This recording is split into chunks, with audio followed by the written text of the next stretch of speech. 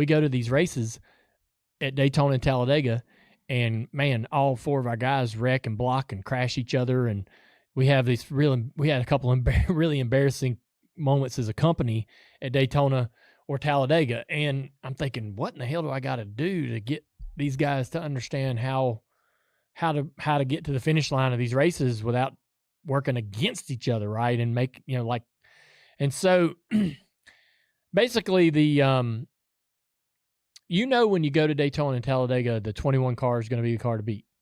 And I tell them, I'm like, if you're helping the 21, you have to understand that you're lessening your chances of winning.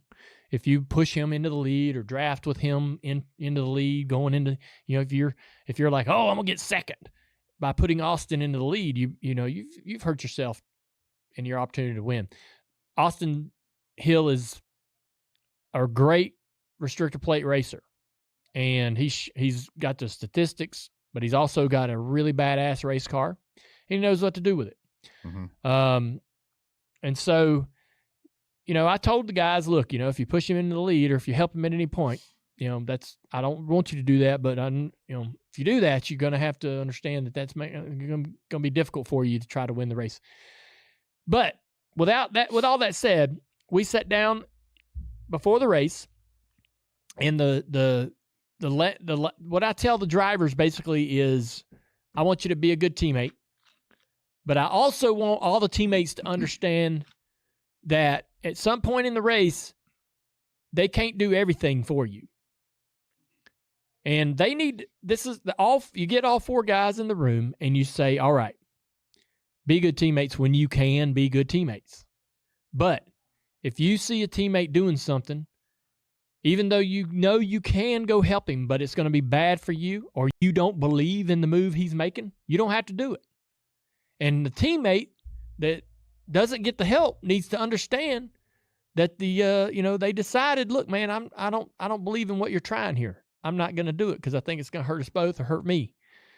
And you can't get upset about that. What bugs the shit out of me is when our teammates come on the radio in the middle of the race and go, what the my teammate left me out, or man, that wasn't a great teammate right there. I didn't like what my teammate did.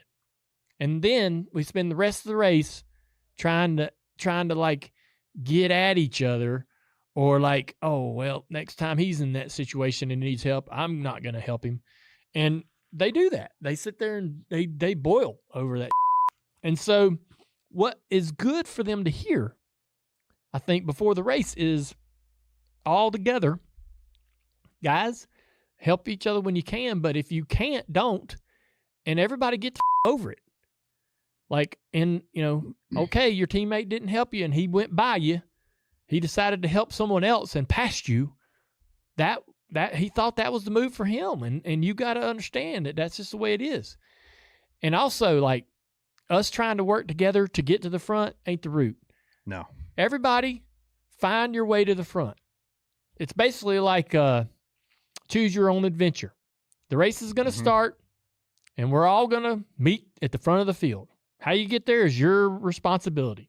And in the perfect world, if you do get there together, that's when you have a teammate. But don't worry about me. You do what you got to do. If you got to leave me, if you got to do something else, don't worry about me. I'm fine. I'll find my way up there. You may get there before me. I may get there first. I agree with that. But the goal is for all of us to individually meet at the front of the field. That's where the teammate comes in. That's when we're going to get there and try to control the race working together. Yeah. We've messed that up before, though, too. So. Well, look, I mean, that's the messaging. Yeah, no, I agree.